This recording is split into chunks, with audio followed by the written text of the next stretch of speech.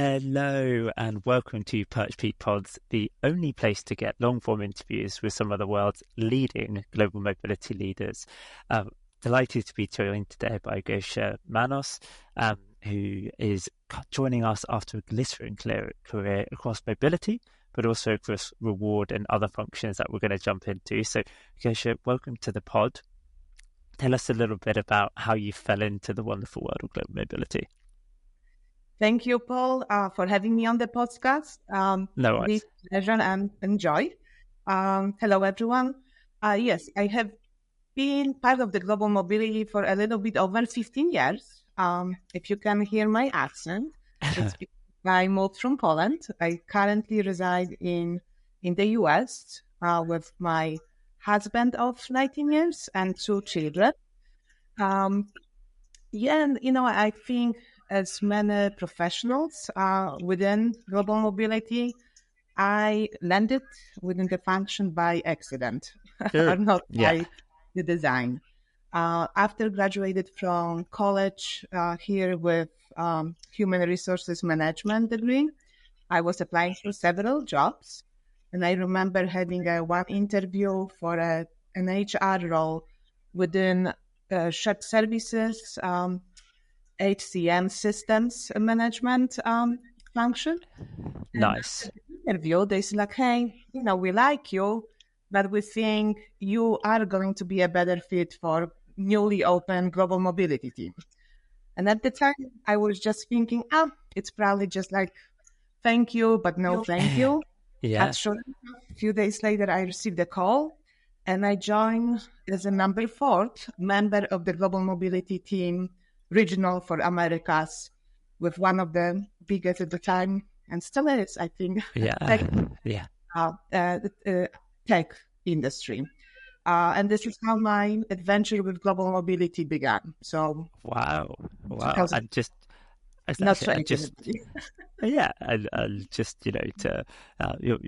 you're being very sort of humble, but that starting point was SAP, one of the world's leading technology companies, 100,000 plus employees, an absolute juggernaut.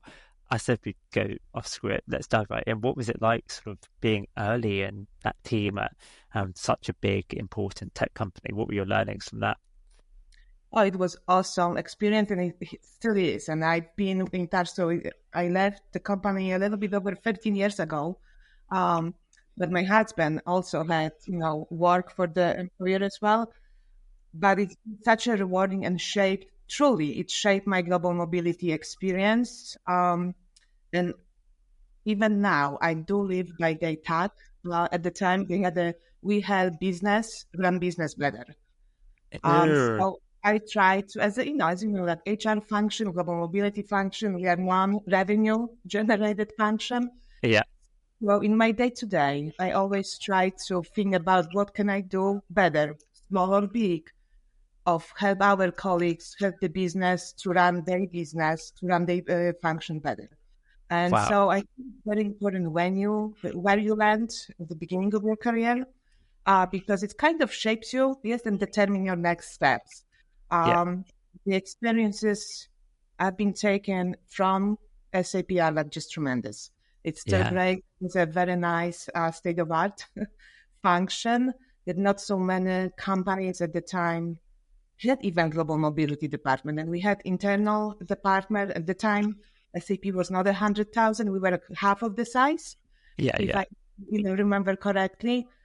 But I went through a lot of transformation within that team. So we, in the beginning, I worked through the tri-regional setup within global mobility. You had the shared service admin support, and then consultation piece. And then a few years later, we went through the one service provider model. So that global service model where you started the shared services in one region that operated all SAP associates globally.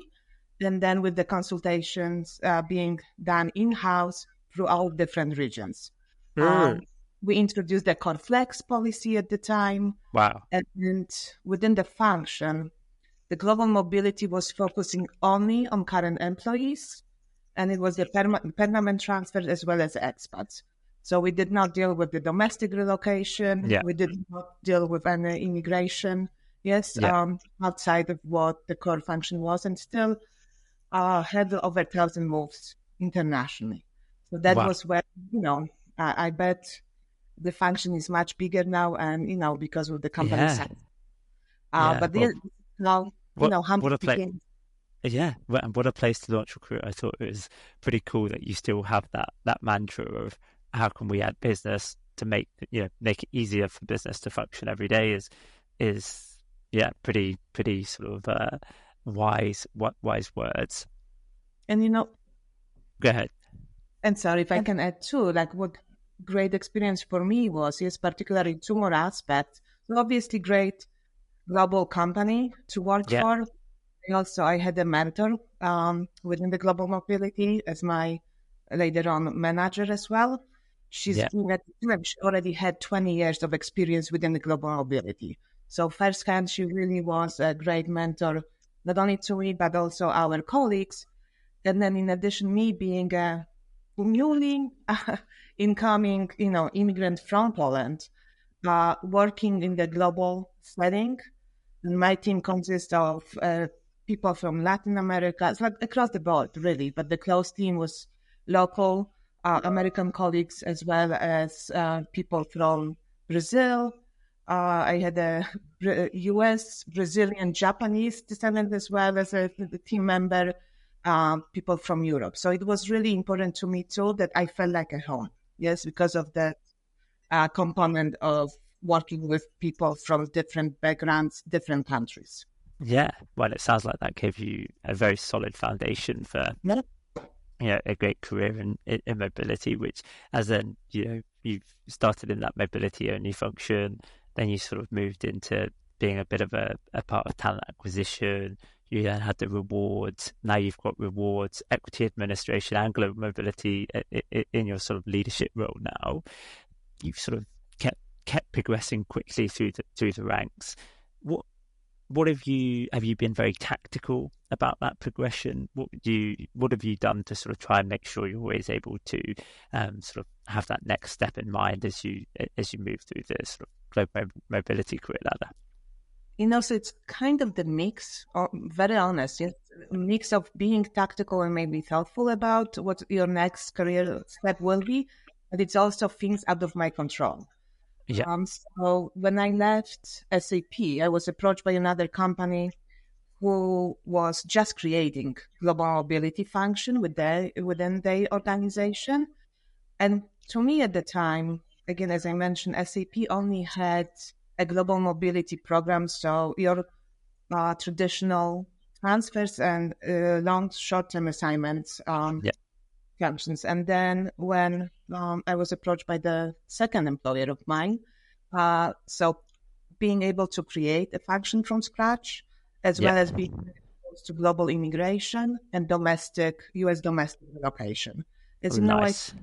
it's very helpful when you are a global mobility professional in the US that you do have the both aspects, yes, of your global expat Yeah, policy, transfer policy knowledge, but also that you are very much so having the exposure to domestic yeah, relocation and what market is doing.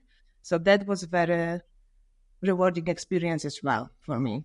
And then afterwards, I would say that would be sheer luck because my role moved to Boston, and I'm located outside of Philadelphia yeah, with a new family, kids, and my family still being in Poland, the husband's family being local here to Glen Mills area where we still reside. I love the aspect that my kids are growing up with the grandparents, with the yeah, family, extended family of my husband. So my role moved.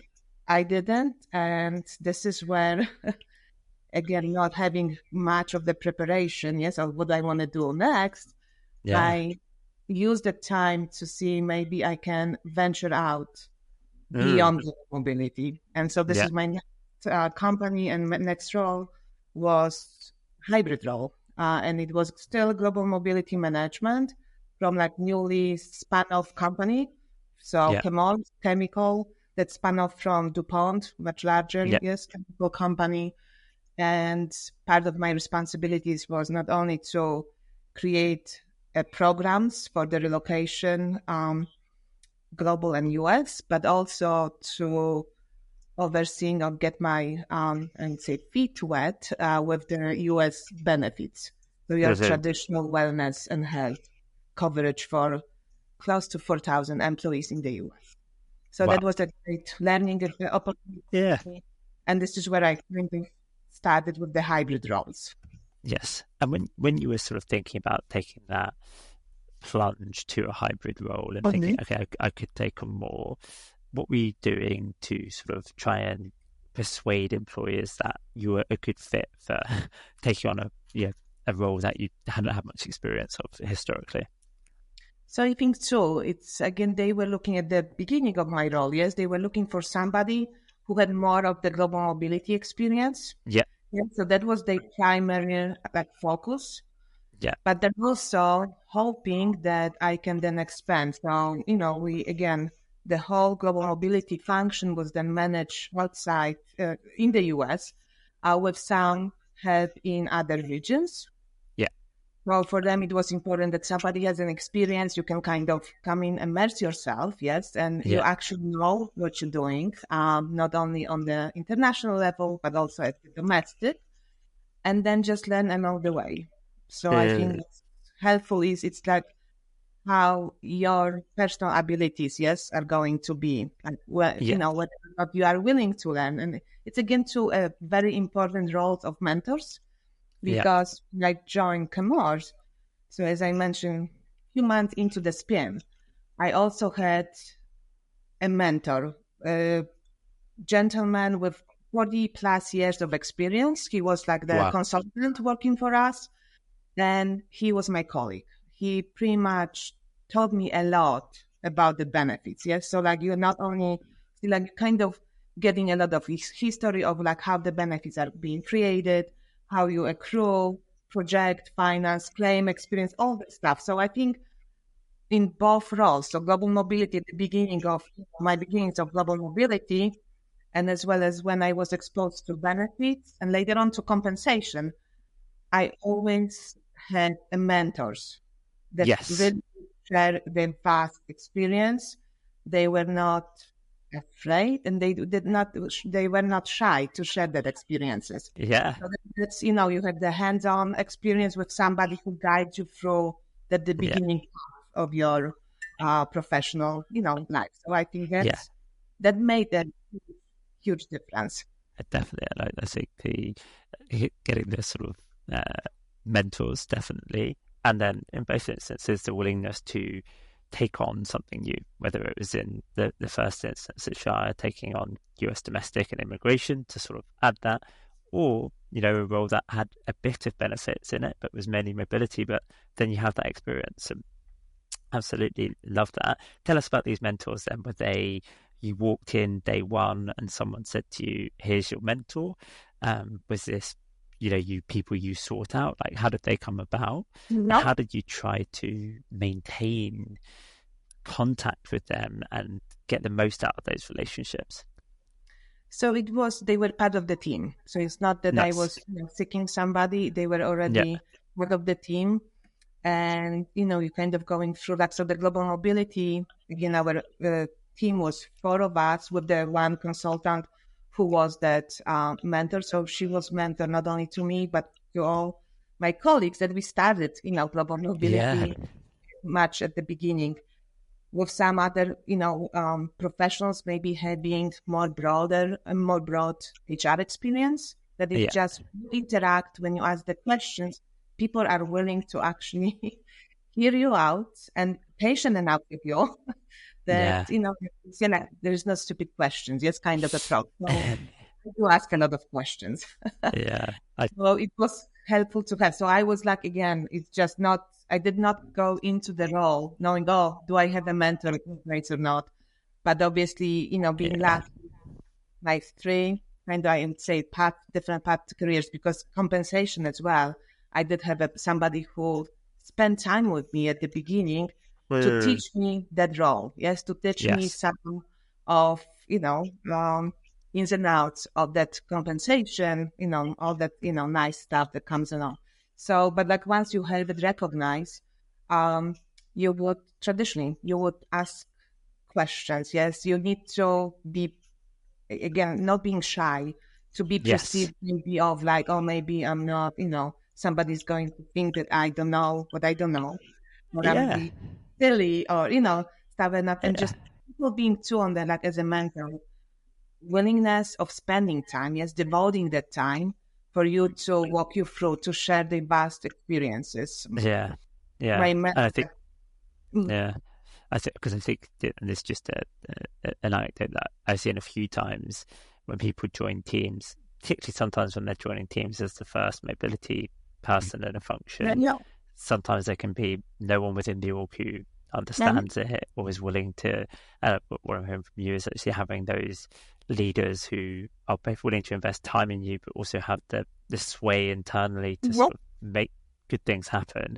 I do think people sometimes like don't ask those questions when they're sort of thinking of their next role, like who is the leader of my function and how are they positioned internally to help me and let's face rise up up. too.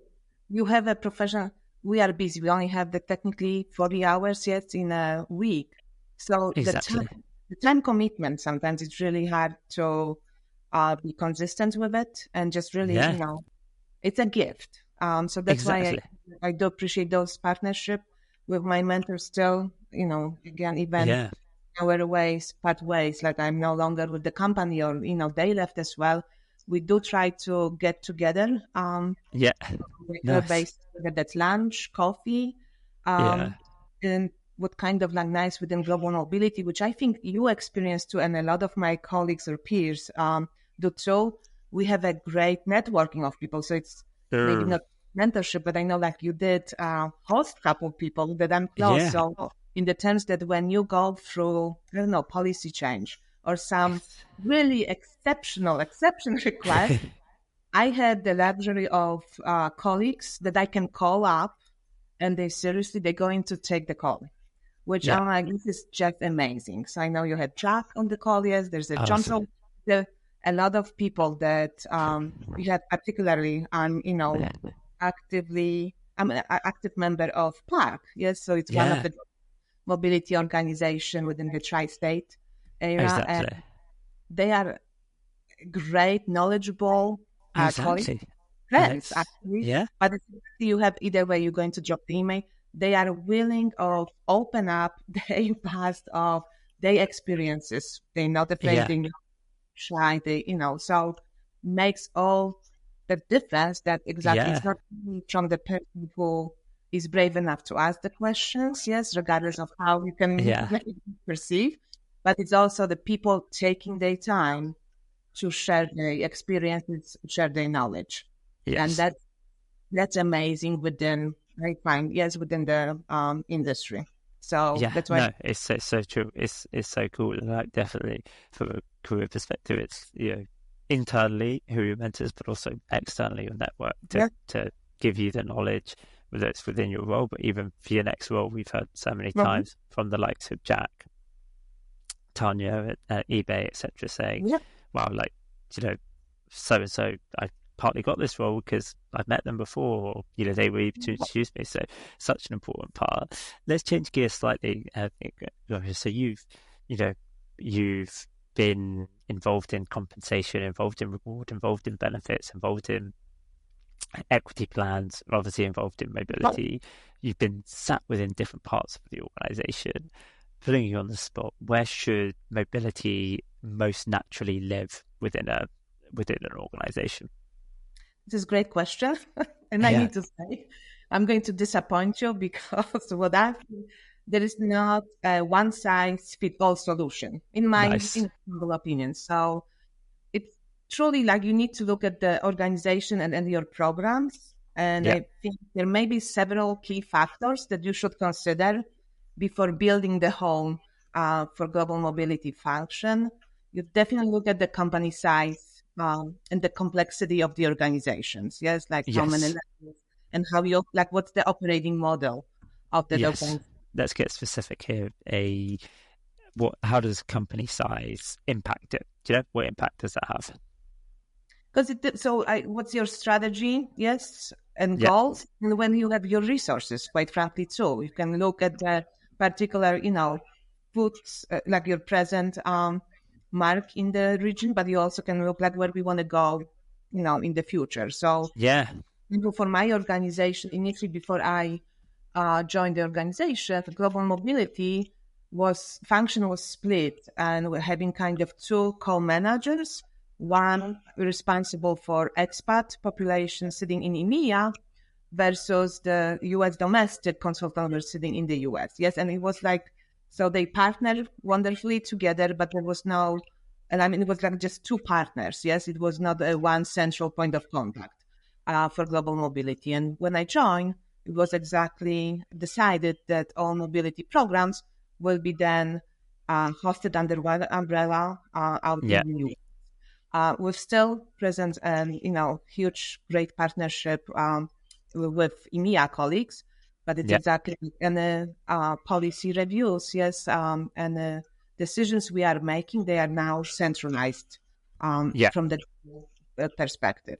So that's why I said, like, it's, that's why I hesitate. It's like, oh yeah, this is the best function. yeah, Then you're looking at what available resources you have, because it's exactly, a lot of companies are now like, and like you're running very lean organizations, mm, especially within the HR function and the non-revenue bringing functions.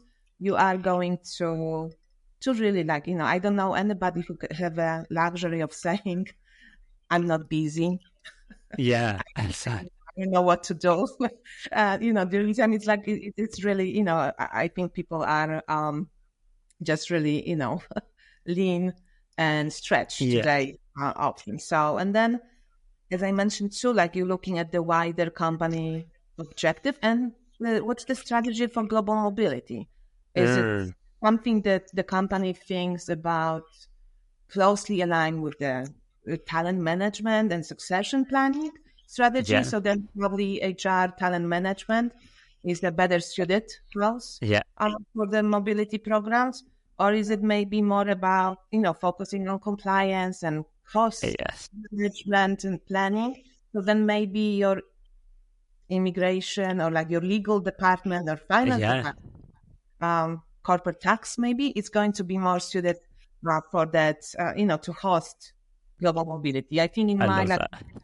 I've seen on the market, mostly it's within the HR Yeah, function, but different departments, yes, so that you yes, look at the total rewards, so benefit and compensation, because of the elements, yes, of that global mobility. yeah, You deal with the policy design, you deal with the compensation elements of it, and you deal with the benefit, like treated benefit to the employees, yes, to the associate. yeah, yeah, Some companies may host it at the talent acquisition, talent management, yeah, because they are more looking at where we developing our talent, when we want to deploy our talent globally. yeah, So those programs are closely aligned with that function.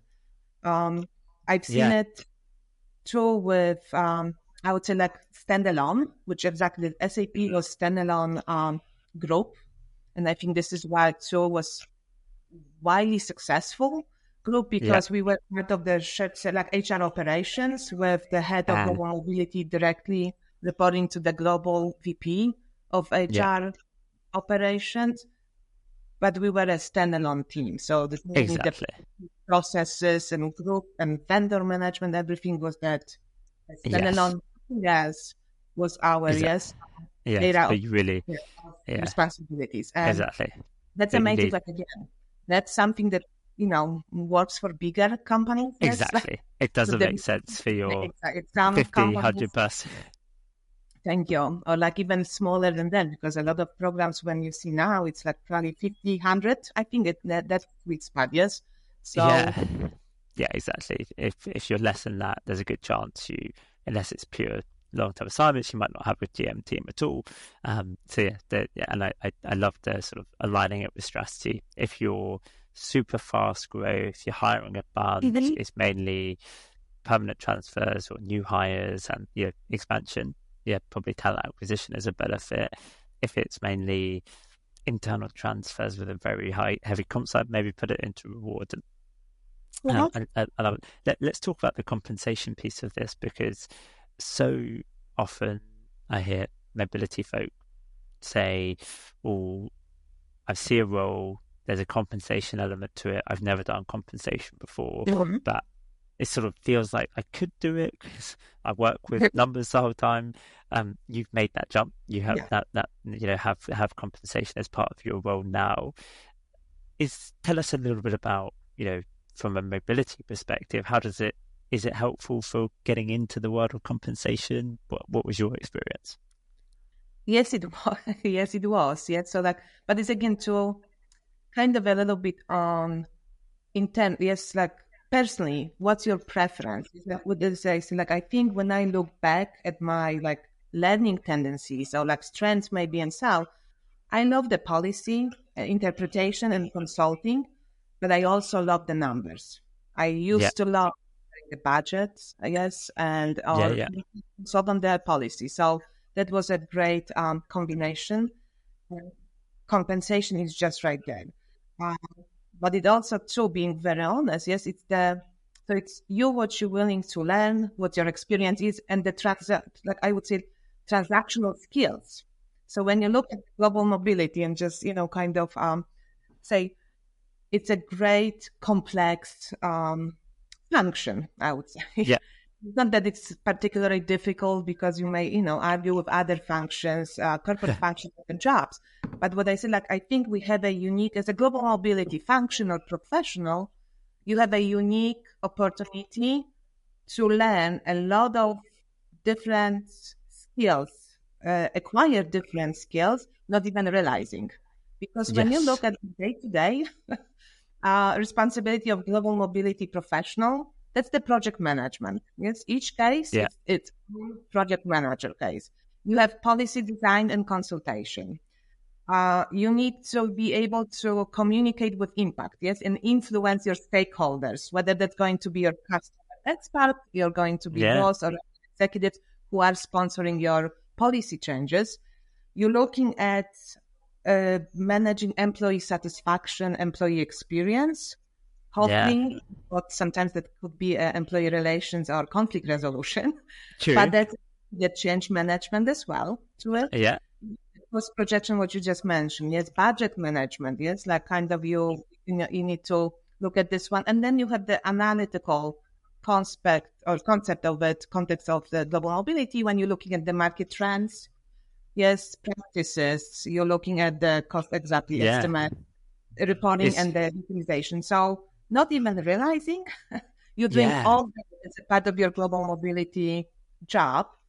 And then it's great privilege too that you interact. Not many functions, especially I'm talking corporate world, not many functions or positions has the ability to interact with employees at all levels. At all functions, because to make it successful, yes, you're looking not only to consult with HRBPs, finance, sourcing, yes, or procurement. You're looking at payroll teams, health benefits, because depending on where you are. So that's why it's not many. And then obviously you are interacting with each business leaders because you are helping them to move. So that's why I say just this. Sometimes maybe annoying, or tiring.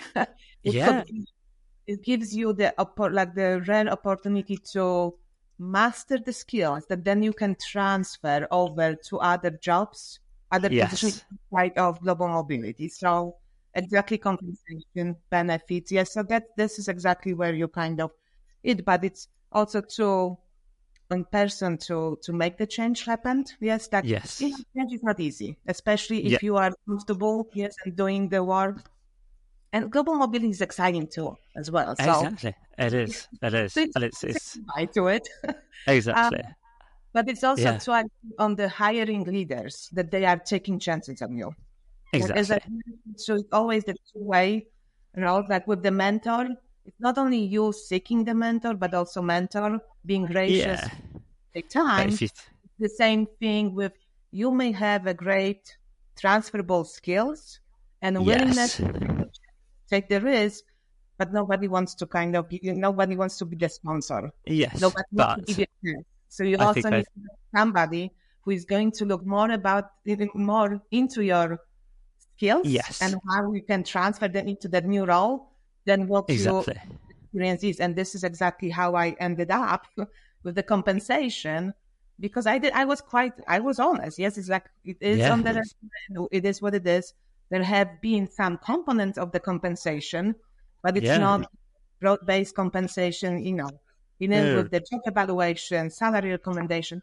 And this is where, after I was offered the job, I asked my manager, and this is what he said, like, you know what, no hesitation, because it's what I envision you are capable of doing. You Exactly. manage a lot Exactly. And I of plates. exactly. Yes. And I think This is I what, go ahead. I think I think that's something that yeah, we just had Lucy Mason on the other week on the pod, who's a global mobility recruiter, and I think she was making a great point that aligns on people pick up these skills in mobility without even really Exactly. realizing, as you mentioned, without knowing, and then they're nervous about it. But actually, you do have this phenomenal skill set that isn't, maybe you're not like deeply expert in initially, but you can point to all of these things that you've picked up and sell that and be confident in presenting, so that, sure, someone has to take a chance on you, but you can give them a good reason why, like, you will be able to do it, because, whether it's compensation, you've done cost estimates, whether it's talent mobility, whether it's policy, whatever it is, you can Yeah, sort of pull in, as you say, that project management element as well. So it's yeah, it's I think that people not realizing how many skills they acquire is pretty common. The exactly. and It's a pretty and diverse, yes, field when you look in it. Yes, like yeah, to be very, um, skill or like precise. It's just like you kind of need to manage a lot of aspects, compliance exactly, piece, tax. So that's why I said, yeah, like, it hits you without even realizing that you are acquiring those skills along the way. it exactly. And I'm pretty bullish on, and that's one of the reasons I wanted to have this conversation with you around people having similar career paths to you, where they pick up these little bits of other Mhm. pieces, and that there's still mobility as a common theme within it. That's not going to go away, but people are being challenged more and more to do more, Correct. and that's such a big part of it. Um, let's, as you know, one of the traditions on the podcast show is that the previous guest always leaves a question for the next guest. And we've sort of chatted today a lot about your career and how people can think about sort of developing their career in the space. Slightly different for your question today, in the Well, sense of, okay. we're looking forwards, and the question for you is, how would you use AI to transform your program in an ideal world? Oh man, Tough. that's A a great. toughie. Yeah. So I'm already using AI, yes, into like just day to day even jobs. Yes. But like, and again, small things either way to help me with PowerPoint presentation. That I'm not saying to design and to do it for me, but I love the discussion you can have. Like, hey, can you edit, or what do you think about being more formal, less formal? So I do have my AI to be my buddy and help me Yeah. with maybe email templates and stuff like that. So anything that I would say take up the time for the administrative perspective. And I know Yes. a lot of companies do partner with the RMCs that they're taking that admin part of the job already, there. But that's a great component of it. And maybe have a programs that it would be more like what they say Amazon of global mobility. So it's like the self-service model. That's maybe the way of, going. I old-fashioned still. I do like the AI, the technology, but I also like that human touch and factor in any relationships. Like global mobility Yes. or HR, but global mobility particular, it's very much so about the relationships. And as I mentioned, like my learning, yes, and my professional experience was a lot because of the mentors. So because of that Yes. human touch on my career and on my experiences and development. So yeah, I would be enhanced. It would be Yes. addition. I would not want to replace it, but it's again lost. Things Yeah. may change because again, you need to look at the generation. more and more very comfortable, yes, with the iPhones and, all the tablets and everything. Yes. Even, Yeah. all Yeah. but I think so yeah, so that's just, if you can incorporate certain aspects of the programs, yes, or policies that are yes. 100%, yes, like, Yes. your updates provided to you by the clicking yes on the bottom also. Exactly, but I think it almost, as you said, for your own personal use, makes you a lot more efficient, right? Your emails, your PowerPoints, the bread and butter. I think that's what you're saying in the program is actually some of the bread and butter, personalization, allowing a bit more flexibility, but it can speed up the processes rather than replacing. I don't think it And needs to be a And when we look and we, talk a lot about employee experience, so as much as exactly technology can help and go for it, yeah, the impact that it's created on you, you're not going to remember the interaction you had with your ChatGPT, exactly. your AI. You will remember that somebody, said something, the impact that you had based on your interaction with humans. Exactly. Wow. And it small and big, but that's exactly what's going to be memorable versus AI transaction. Exactly. So for like the bread and butter, and I love that you got ambushed out of the blue, but a very nice, eloquent answer for what the future can hold in the world of AI. Gosia, it's been such fun having you on. Thank you for being sort of so generous with your time, and I could just hear the sort of pay it forward mentality coming from you. So it's so great to see and so energizing, and so one of the reasons why I love our industry is you've learned so much from mentors, and you're so generous for sharing that knowledge forward. So thank you very much for coming on, and look forward to having you again at some point in the future. No, anytime, Paul. It was pleasure. Like I still cannot get over that your, physical, what was it, 5 marathons I know. days? I'm like, Yeah, I know. Oh how? yeah. That was So oh, thank you. Yeah, that was a man, stressful one, but it was but you've done it. yeah, So that's why I said like that. This is the human interaction I'm talking about, just ability of meeting people that having those yeah, unbelievable experiences that I wouldn't know about. That like I want to exactly.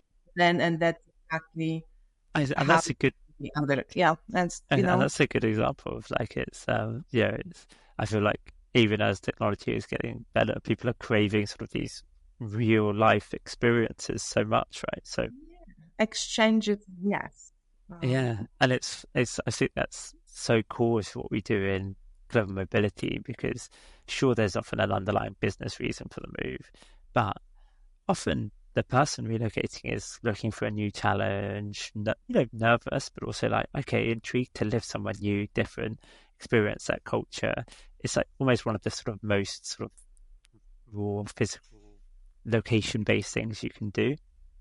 Yeah, to get exactly to have somebody that's like, I got you. Like even just tell it, Exactly.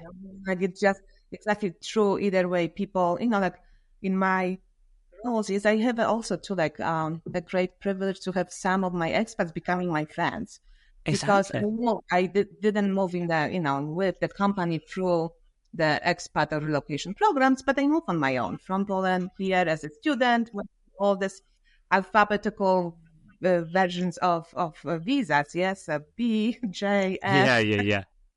It's kind of, I think it's easier for people to relate, because you Yeah, should, none of the experience is the same, but at least you can relate to. And, exactly. and this is what I think, like, it's just like really unbelievable. Yeah. People to Industry. know them, yes, and their stories. So, Exactly. Yeah, and the stories we'll have to save for another podcast, but I look forward to it a lot. And thanks for hopping on, guys. Speak to you soon. awesome. Thank you so much. Have a great day. Not at all. Not at all. Thank you.